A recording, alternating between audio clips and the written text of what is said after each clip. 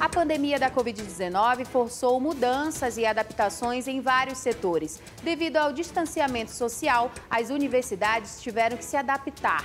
No Amazonas Acontece de hoje, vamos receber e falar mais sobre essa realidade com o reitor da Faculdade Ciesa, Luiz Antônio Campos Correa.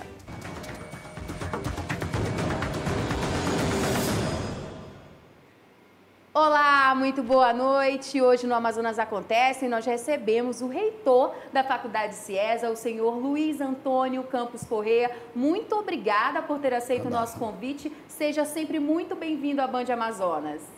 Obrigado pelo convite e espero realmente dar um esclarecimento para que as pessoas valorizem um pouco mais a educação. Com certeza. Então, falando aí de Faculdade Ciesa, são 35 anos. Conta um pouquinho dessa história pra gente. Eu vim para o Amazonas na década de 90, muito mais no sentido de atender um anseio de necessidade do Distrito Industrial. Formar pessoas que ocupassem lugares dentro do distrito, uma vez que grande parte dessas pessoas estavam vindo de São Paulo, Minas, Rio de Janeiro, do Sul. Nós não tínhamos pessoas preparadas. Hoje, graças a Deus, o Amazonas não importa mais essas pessoas. Hoje nós já temos profissionais que estão sendo preparados e o Ciesa está colaborando até hoje no sentido de formar mestres e doutores. Então, eu acho que o Ciesa cumpriu a sua linha de ação nesse tempo, fazendo com que a indústria amazonense ganhasse o respeito pela qualidade.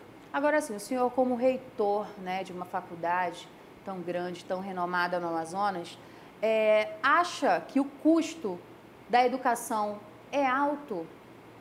Aumentou o custo da educação? Não, eu não digo que aumentou o custo da educação. Mudou maneiras de se fazer a educação.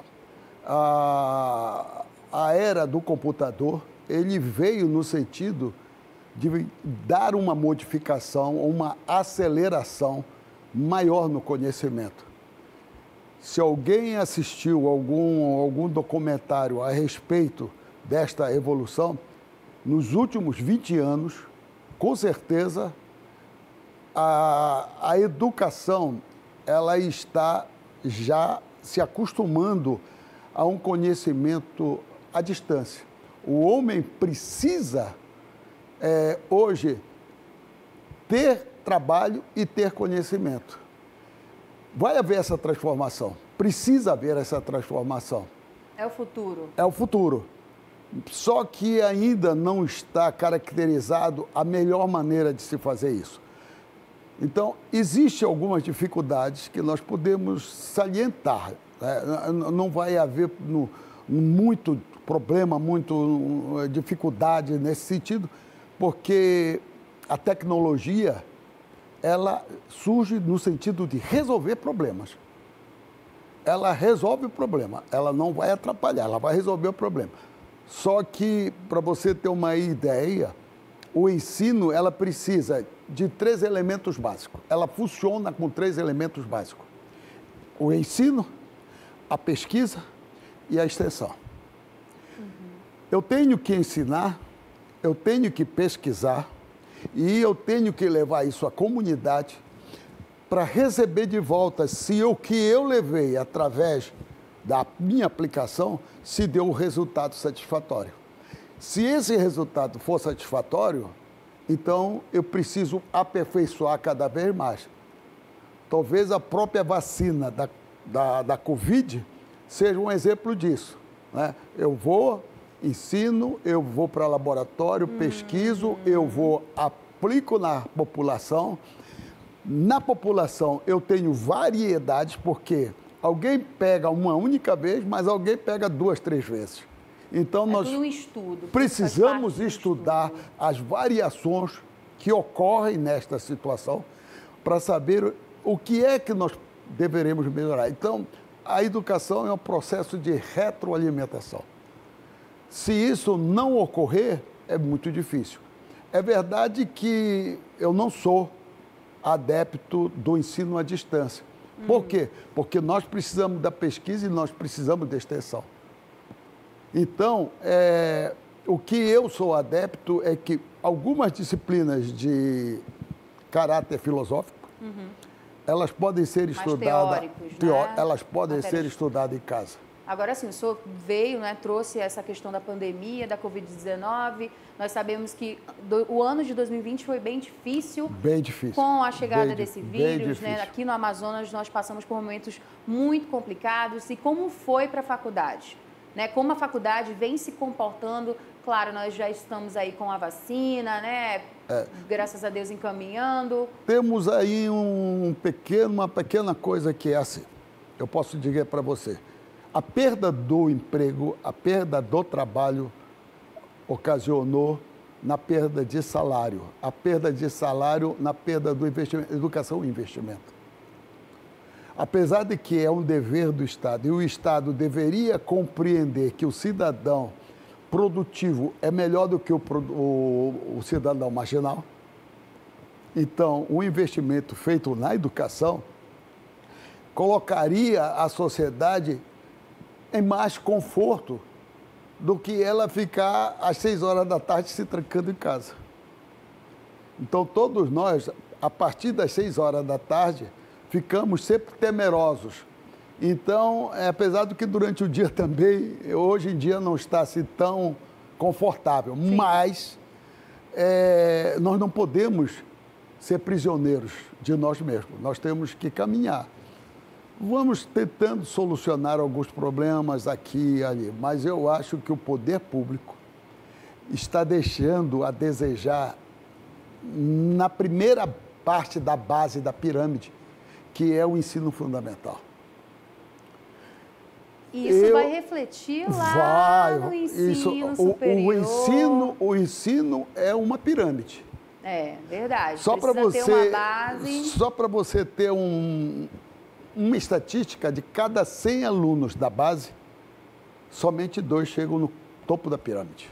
Nossa, que o resto vai ficar pelo meio do caminho. Menos de 10% vai chegar ao topo da pirâmide. E quando eu falo ao topo da pirâmide, eu falo da seguinte maneira. Por exemplo, só para você ter uma ideia.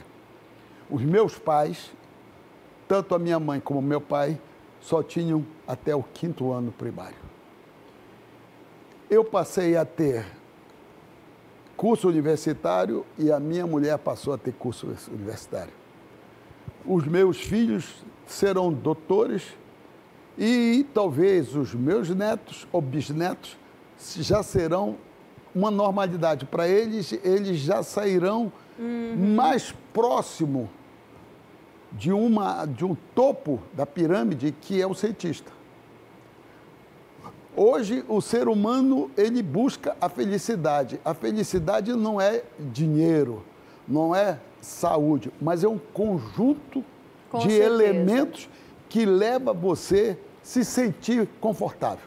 Esse é o segredo da felicidade. É verdade. Olha só, o Amazonas Acontece, ele faz um rápido intervalo, mas a gente volta já já. Não sai daí.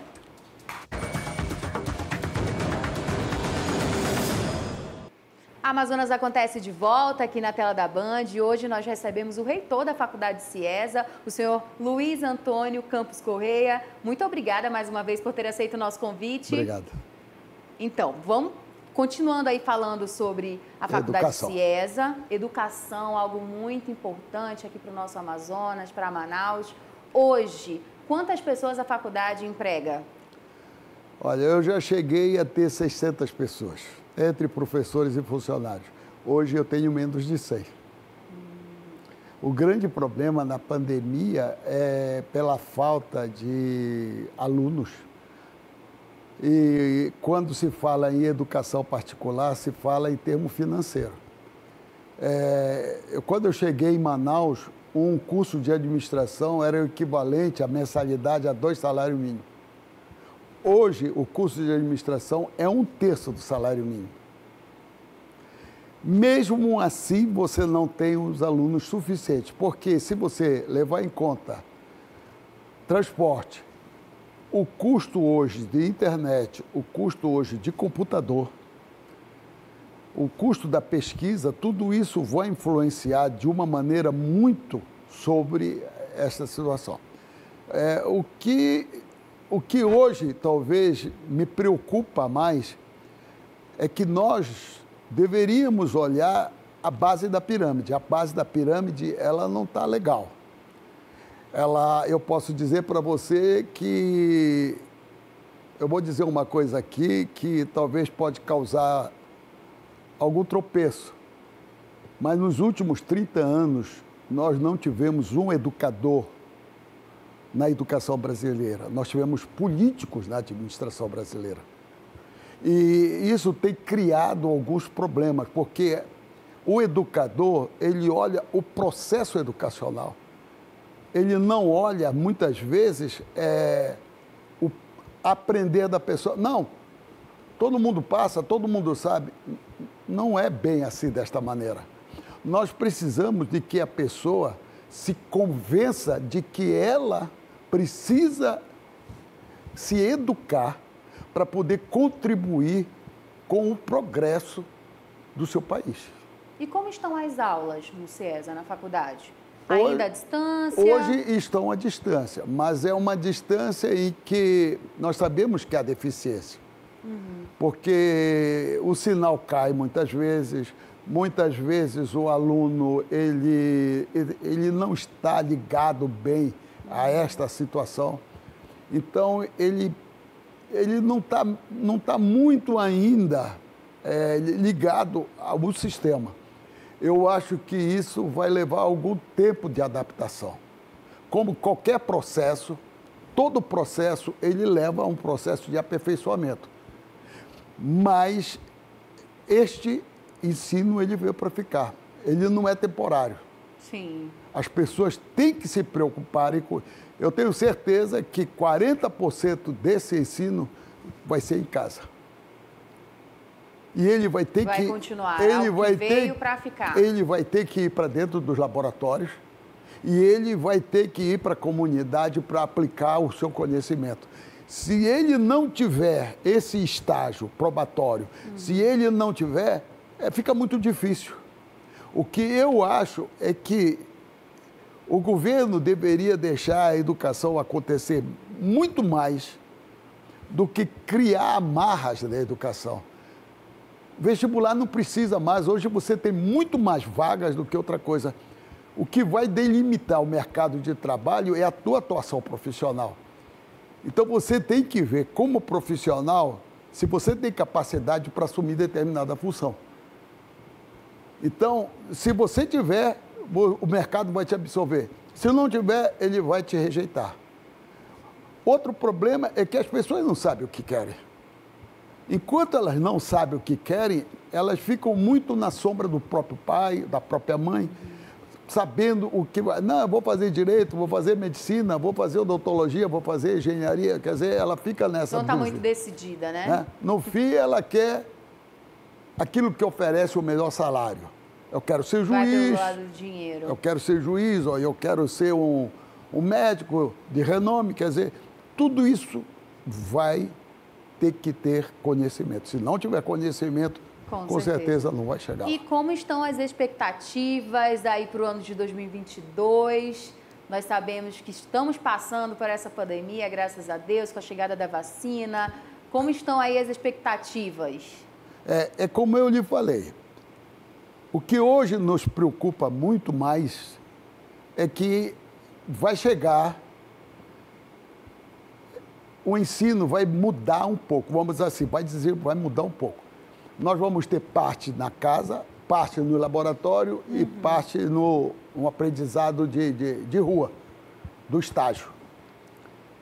Mas eu vou lhe falar uma coisa, o que eu tenho observado muito é que o que deve despontar nos próximos anos é o ensino técnico.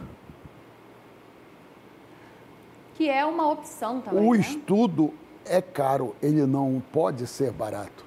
Um estudo barato... É um investimento. É um investimento. O estudo barato, ele não é de qualidade.